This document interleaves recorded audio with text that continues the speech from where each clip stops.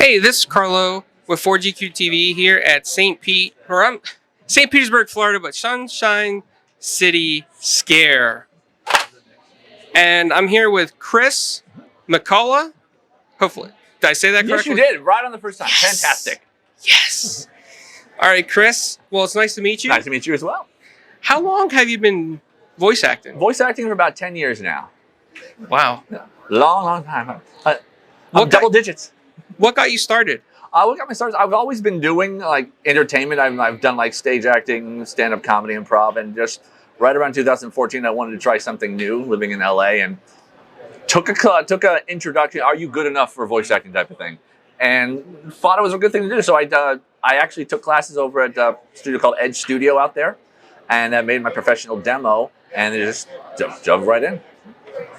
Awesome. What was the first character you voice acted as? My first character, it actually wasn't a character. It was a bunch of characters. My first video game job was Payday 2. I'm actually the voices of the male characters when you set them on fire. The blood-curdling screams. Oh, wow. Yeah. That must have been a fun time. Yes, it was. Because I'm a fan of first-person. I am a gamer, so I'm a fan of first-person shooters. So, yeah, being able to do something like that's really cool. And out of all the characters that you voiced throughout your career, are there any that you relate to or just have a lot of fun doing? Have a lot of fun doing. Actually, it's the one most recent video game series I'm doing, Class of '09. It's a really twisted visual novel set in 2009 high school, and I play one of the teachers, and all the teachers are completely, they're crazy. So, but yeah, it kind of fits with what the character I do is Mr. Katz, and he's just this really off the wall, crazy type of guy, and it's kind of me also. So it fits. How did you get into the Five Nights at Freddy's series? Sheer luck. I was on a audition website that Scott Cawthon was also using at the time when he first started to do voice actors, which was for FNAF World, a spin-off RPG that he was doing. And basically I answered an audition there for zany characters for a game. They wanted something for a bear. And I did that one. That ended up being Adventure Fred Bear for FNAF World. So. Nice. So I imagine you go to different conventions, showing off your talents here.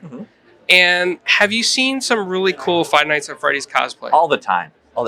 Some of the creativity from like when I was doing cons, when I was a teenager, like in the 90s, and how much the building has grown since then, and how talented people are when you just see LEDs and 3D printing and stuff like that. I see some amazing animatronic stuff that they can do. I want to say that some of the biggest and most popular cosplays right now are actually Five Nights at Freddy's. I don't know if you knew that. I didn't, but I can imagine, because I've seen some, like for Glamlock Freddy from Security Breach, they've 3D printed the entire thing. That is just amazing to think about that. And the mangled costumes for Five Nights at Freddy's that have like the wires hanging out, the eyes glowing.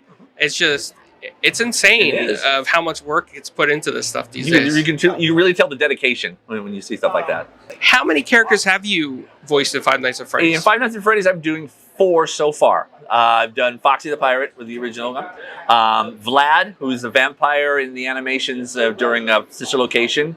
I'm also Pig Patch, the one that quotes Sun Tzu quotes in Ultimate Custom Night. And then, like I said earlier, I'm Adventure Fred Bear in FNAF World. So 4. Nice. What is the most challenging aspect of your voice career? Challenging? Really, anytime it's challenging is when I'm being directed for a role. Just making sure that the director gets what they want out of me. Because sometimes it's just easy, 2 lines you get. And other times it's really drilling down, having the director pull so much out of you to get that right thing that they're looking for. That can be a little challenging, but it's also really fun, and it's also helps build you as a voice actor. Now, one thing that's become really popular with voice actors lately is home studios. And do you prefer still going into the studio, or do you have your home studio? To be honest, I have never actually done one in a studio. It's all been home. Everything I've done has been home studio. I know there's a lot of things, like especially with anime or certain video games, like they will want you to be in their studio, whether it be LA, Dallas, New York. But for the most part, having a home studio is kind of the things to do now these days, and getting a high quality, treated space. And out of the different types of genre characters that you've done, Do you prefer horror? Do you prefer action, comedy? I'm just an actor. I like to act. If you would put me down and say, what do you prefer to do? I would say horror. That's my genre. In fact, I'm a horror fan, bar none. So yeah. Oh wow, I didn't know that. Oh yeah. I mean, a hardcore Friday the 13th, hardcore Nightmare on Elm Street, all the classic stuff like that. Oh yeah, those were classics. They don't make them like that anymore. No, there's a certain je ne sais quoi when it came to the 80s filmmaking that it's just not here anymore. But. Are you able to say what the most recent project you've been in? The most recent project, it was Class of '09, the re-up. Okay. So they've actually been two visual novels made. So right now it's being made into an anime. I'm not in that, but they did a Kickstarter and they got funded for an 11-minute anime pilot. Now, you mentioned before you got into voice acting, you did some improv comedy. Uh-huh. Have you ever been in different types of short films or films? I did do a couple, not speaking, but I did do a lot of background acting work when I lived in LA. So I'm trying to remember one I did. I did a Showtime show. It's Dying Up Here. Talking about comedy clubs in the 70s. So I just played a writer that was in the board meeting type of thing. But you can see me up there. What else I did? Black Monday on Showtime. I was also character actor for like 5 episodes on that one too. Okay.